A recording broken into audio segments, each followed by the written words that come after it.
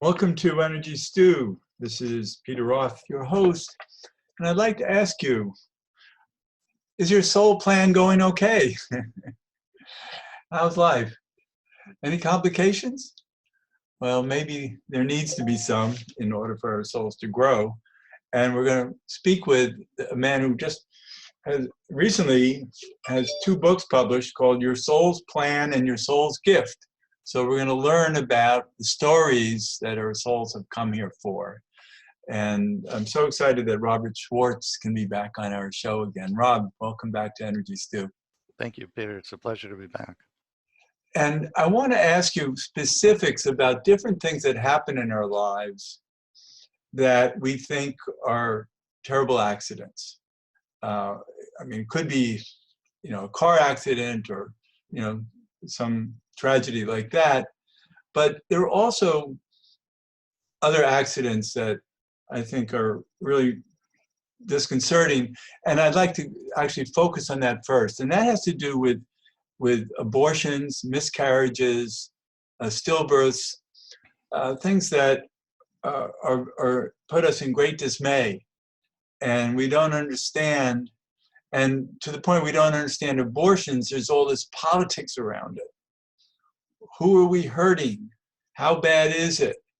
They want to now make the fetus, a citizen and have all kinds of rights, legal rights as a human would have. And it goes on and on. So you've had a lot of experience working with people who have had these birth problems. Let's start with abortions, because people don't know when an appropriate time, if at all, is to have an abortion. Maybe we should never have them. Maybe they could happen at other different times during the gestation. So what can you tell us about that? Well, let me begin by saying, for your audience who are not familiar with my work, my website is yoursoulsplan.com. And if you go to the books pages of that website, you can actually read large portions of Your Soul's Plan and Your Soul's Gift for free.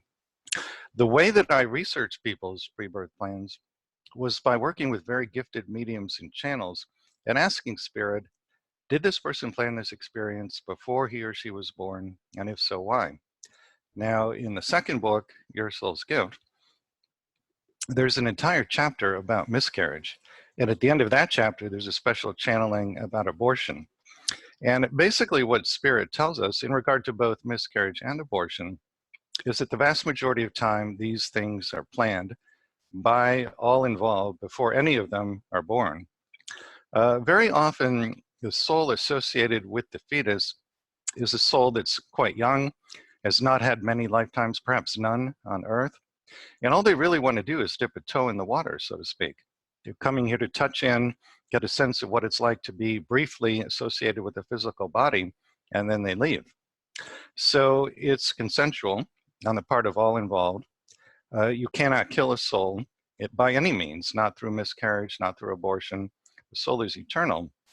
My understanding is that in the first few months of gestation, the soul is in and out of the body. So the soul comes in to get a sense of what it's like to be in the body and build a relationship with the mother. And then the soul returns to the other side and continues with the pre-birth planning process or other activities in which it's engaged, such as taking classes, studying for the upcoming incarnation. And then by a certain point in the gestation, several months in, then the soul comes more fully into body and is present more of the time. But regardless of when the miscarriage happens or when the abortion is conducted, it's consensual on the part of all. And even if it's not planned before birth, it's still consensual because the mother and the soul associated with the baby talk in the dream state when the mother is asleep. So even if it was not part of the mother's pre-birth plan, they're still agreeing upon it through these conversations in the astral realm while the mother is sleeping at night. So there's a great understanding among our souls about what our conscious minds have no idea about. There's quite a lot of truth to that. What we perceive through the conscious mind is really a very narrow sliver of what you could call ultimate reality. You know, the five senses are designed to focus you on the physical realm. And the reason it's set up that way is that by being almost entirely focused on the physical, it intensifies the emotions you experience here because you perceive that this is all there is. And if you perceive that this is all there is, everything that happens becomes extremely important. And because it feels important, the emotions are quite intense. A lot of the growth and learning that come from incarnating on Earth come through experiencing intense emotions, and even more so, learning to relate to those emotions skillfully. In other words, learning that you are not anger, you are not fear. You learn to witness or observe these emotions and not identify with them. And to the extent that you can create that kind of spaciousness between your identity and those so-called negative emotions, that in and of itself is a lot of the spiritual growth process. Right. And I also believe having the perspective that you offer about our soul's plans and agreements, that gives us the big picture of why things are happening that we wouldn't understand it otherwise. For instance, that if we lose a child fetus during gestation, that soul who took up that body wasn't expecting more than what they got. And they just wanted to have that short experience and be out. So every soul that comes in to any kind of very temporary birth opportunity and doesn't fulfill it, it's already okay with that soul. That's exactly right. That's exactly my understanding as well. Now, somebody who's listening to our conversation might say, well, you've explained why a soul would want to be associated briefly with a fetal body, but why in the world would a mother or a father or anybody else want to lose a baby? A lot of the learning on the earth plane comes through opening one's heart. And what I'm about to say may sound harsh, and I don't intend it to be that way. But there are many souls who learn best, who open their hearts best by having them broken open through painful experiences. And if you are such a soul, you would come to Earth and plan something like losing a child in a miscarriage because it does break the heart open. Now, what is the value in that? Well, the value is we're really here to learn how to give and receive love. So to the extent the heart opens, you're more able to give and receive love. It's a painful process, but it's very temporary, especially from the soul's perspective. And it's very, very effective and powerful at teaching the lesson of how to give and receive love. Right. And actually, I believe that the whole purpose of life is to come to a dense planet that has a lot of physical limitations and emotional, spiritual, mental limitations, that we're challenged. And in the challenge, we seek greater light. We seek answers. We try to fix things. We might not call it light. We just want love or just being pain-free. But whatever it is, it's searching for answers. And in that search for answers, our souls grow. Yeah, and I think you've made a very important point. A lot of the learning also comes through the process of generating questions and then deciding which ones are worth pursuing, because nobody can pursue the answers to all the questions they come up with, and then actually having the experience of pursuing the answers. That is a tremendously growth-producing, healing and learning opportunity. And that's really one of the things we come to the earth plane for. It's all about generating questions, seeking out the answers. Right. Now, one of the things that's going on, for instance, in the whole abortion world, is this need to save lives, to save the fetus's life, to save, and of course, we all want to save lives the best that we can. But that whole concept has to do with the fact that we don't have an eternal soul. That somehow this is it, and we can't die. So even the whole medical profession is based on maintaining life, no matter how little quality there is to it. The thing that's important to keep in mind here from my perspective, from the pre-birth planning perspective, you know, the souls who say are evangelicals in this lifetime and who are opposed to abortion and feel that it should be outlawed, those almost entirely are very young souls. It's a characteristic of young souls to be very rule-bound and to believe that life is temporary, that there is no eternal soul. So that in and of itself is part of their plan for this lifetime. Right. Those people have a plan to be somebody who is going to view abortion as a negative thing. And we want this because this kind of contrast in viewpoints produces a lot of the growth on the earth plane. Everybody is playing a role here that was scripted before we were born. Right. Right. The Earth exists because it's a tough place. Yeah, exactly. Right. And so you've had experience working with so many people with so many different experiences in life, bad marriages, drug overdoses. You know, I mean, what would you like to talk about right now in terms of what can help our audience from your experiences? You know, the first story in my first book, Your Soul's Plan, is about a gentleman, a soul who plans before he's born to be a homosexual man who will get the AIDS virus. And in the research I did for that chapter, he and I worked with a woman, a medium, who has the ability to go into his pre-birth planning session and hear the conversation that took place when that plan was put into place. What we find when we listen to that conversation, we hear him talking to the soul who is going to be his romantic partner, the one who gives him the AIDS virus. And what they are talking about is that they view Earth at this point in linear time as a place where there's a lot of judgment. And their mission is to come in and do what they can to get people to open their hearts, to be more compassionate and less judgmental of each other.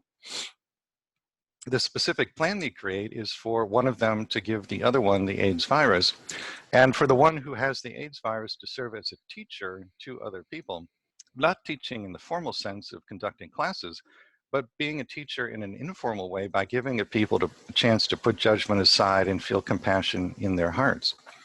This is why I made that the first story in my first book, because I wanted to get across this idea that, you know, we as a society, because we don't generally know how pre-birth planning works, we have all these tremendously harsh judgments of people who have certain kinds of experiences: the AIDS virus, homelessness, drug addiction, alcoholism.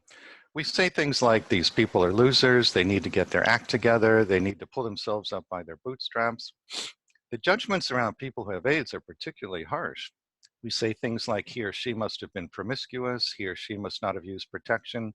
Some people actually believe that AIDS is God's way of punishing homosexuals for being homosexuals.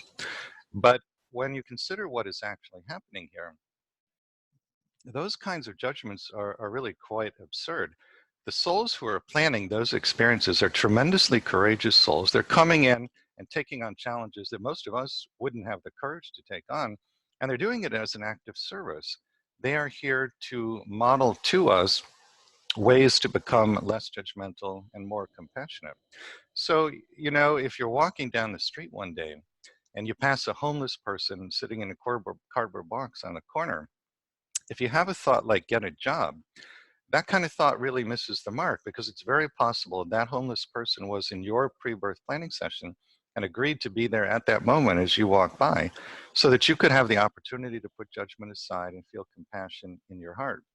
That homeless person or that drug addict or that person with AIDS may be a very highly evolved soul, perhaps much more highly evolved than you, and they're coming in as your teacher. I don't mean you, Peter, I mean you, the audience in general. So when we understand that that is what is happening, it really gives us a magnificent opportunity to become more loving, more compassionate, more caring souls. Oh, that's so beautiful. You know, now because of your books, and also I've been on this path for a good part of my life. understanding our soul journey. I even did a regression back in between lifetimes, and I got to sit face to face with my higher self. It was awesome.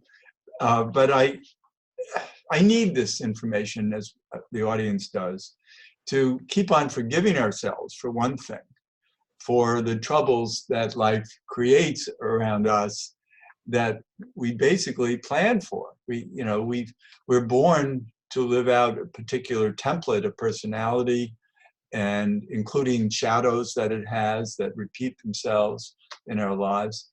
And why would we do that? I've talked to so many people over the years who say, my soul would never have done this to me. Well, guess what?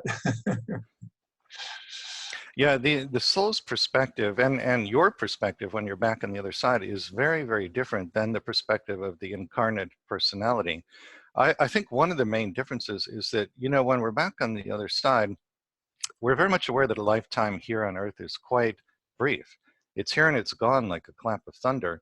When you're in body, especially if you're suffering, you may not know that. It may seem interminable, but from the other side, it's very brief. Also, another crucial difference in perspective: when you're back on the other side, you know that nobody is permanently harmed by anything that happens here.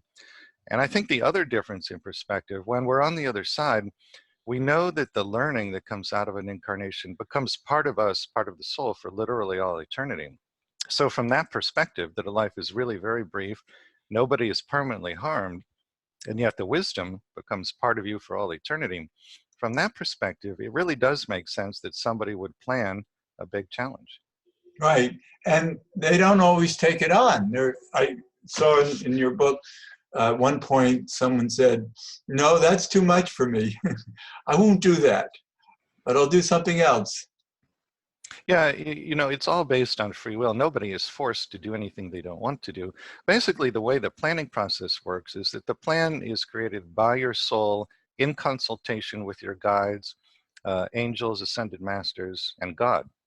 Then your soul informs you of what the plan will be. The vast, vast majority of people, as soon as they're informed of the plan, they say, yes, I would like to do that. And so it's put into place. There's a very, very small percentage who say, that causes me some fear or some anxiety. I'm not sure I want to do that.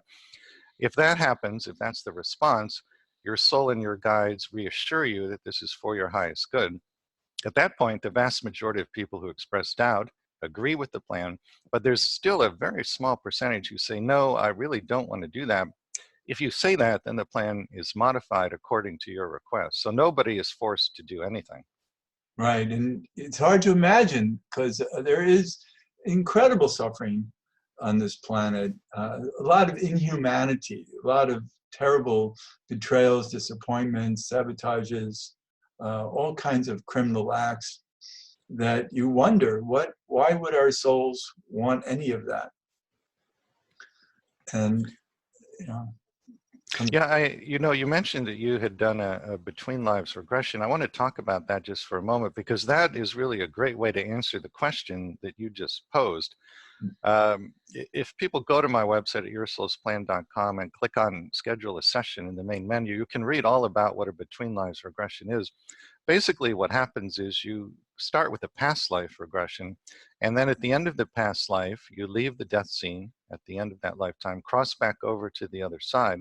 And when you get back to the other side, you talk with what is known as a council of elders. It's essentially your soul council who oversee your evolution. When you get in front of the council of elders, you can ask literally any question you want and get an answer to it. So people ask, what did I plan? Why did I make those plans? How am I doing in terms of fulfilling my plan? How can I better fulfill my plan? Those are the main questions. But the council does an absolutely magnificent job of explaining to people, this is why you chose this severe challenge. This is what you wanted to get out of it. Here's where you are in the growth process. Here's what you need to do to finish the growth process.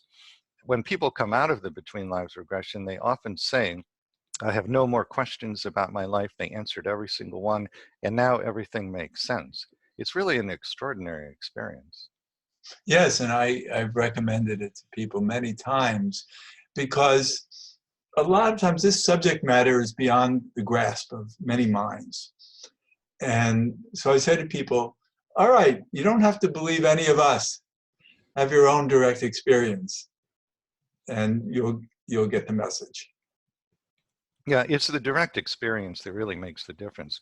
You can read about other people's pre-birth planning in my books, but when you actually talk to your soul counsel face to face, that is a life-changing experience. Right. But in the meantime, you can always pick up the books, Your Soul's Plan, Your Soul's Gift, and understand, the nature of all these journeys of trouble.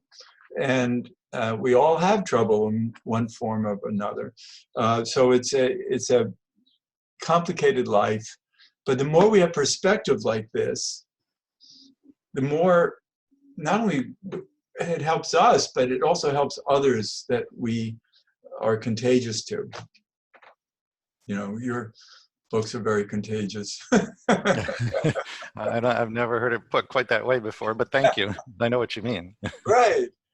And so the whole idea is to have more compassion for ourselves. And the more we grow, hopefully the less struggle we have to come back for. Exactly. And I think, what the pre-birth planning perspective does is that it pulls people out of victim consciousness, which is the single lowest frequency a human being can be at. And it tends to be self-perpetuating, because if you believe yourself to be a victim, then you vibrate at the frequency of victim, which means you draw to yourself, by virtue of the law of attraction, more experiences that seem to confirm to you that you're a victim.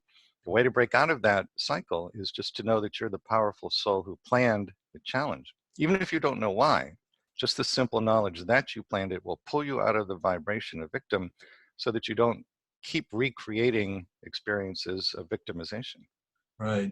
And yet our whole society is based on teaching us how to live in this limited conscious box that we have of our minds, that's based on the material world. And we're not given the opportunity to expand our consciousness in any formal context. Yeah, you really have to, at least in Western society, you have to seek it out. I think Eastern societies may be a little bit different with the emphasis on meditation and so forth. But here in the West, the mind is king. And that is really not what the soul wants. The soul wants you to lead a heart-based, heart-led life. Let the heart set the general direction. Let the mind implement the details. But we have that reversed in Western society, and that, I think, is the cause of a lot of the suffering we go through. Of course.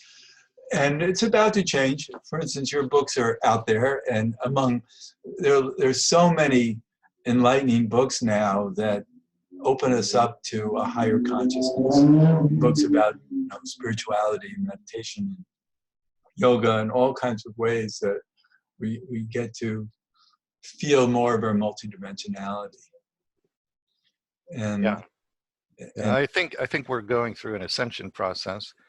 The Earth is moving, as I understand it, from the third dimension briefly through the fourth into the fifth. And the fifth dimension is a dimension of unity consciousness. So we will no longer perceive ourselves as separate beings. We'll understand that we're all one. And then, hopefully, a lot of the suffering will end. well, the sooner the better. Yeah. Because I do think that it's taking too long. But then again, our souls knew the timing of it before we got here, so we knew what we have to go through. It's fascinating to indulge in this subject matter. So glad that you have these two books. There's so much in it. A lot of information about all kinds of issues here. I just opened the book here, and right away a chapter on parenting handicapped children, and how to have more understanding of, because not only do handicapped children come here for their own karmic purposes, but they also, so much of it has to do with their parents. And that's true of children in general. Children generally come in as their parents' teachers. Right. They're the ones who open up the parents' hearts. Exactly. Yeah. And but it's amazing how brave so many souls are. And I think it's understood out there on the other side that souls who come to this planet are brave ones. That's certainly my understanding. Is that, you know, it becomes part of your energy signature, which is a combination of your unique color and your unique sound. And that's how you're recognized on the other side. Names are not important the way they are here. Right. So when you've had an incarnation on Earth, it becomes part of your energy signature. Other beings know that you were here, and their attitude, as I understand it, is something along the lines of, you went to Earth? Oh. And they're tremendously impressed because not everybody has the courage to come here. Yeah, and most of us think it's the only place to go, but they don't realize. As a matter of fact, I interviewed a woman recently who brings people back into other lifetimes and often finds them on other planets. It's an infinite universe, and there's an infinite number of physical and non-physical lifetimes that you can choose from. Right. And so I'm glad that you and I have chosen to be here now in this life doing this radio show. Me too. Thank you very much, Robert Schwartz, the author of Your Soul's Plan and Your Soul's Gift. And you have a website called yoursoulsplan.com, where you can read large parts of the 2 books for free. Wonderful. Rob, thanks so much for being a guest on Energy Stew again. Hope we can talk sometime in the future. My pleasure. And this is Peter Roth, your host of Energy Stew at prn.fm. I can be reached at peter@heartriver, H-E-A-R-T river.org. I'd love to hear from you, and thanks so much for listening. Okay.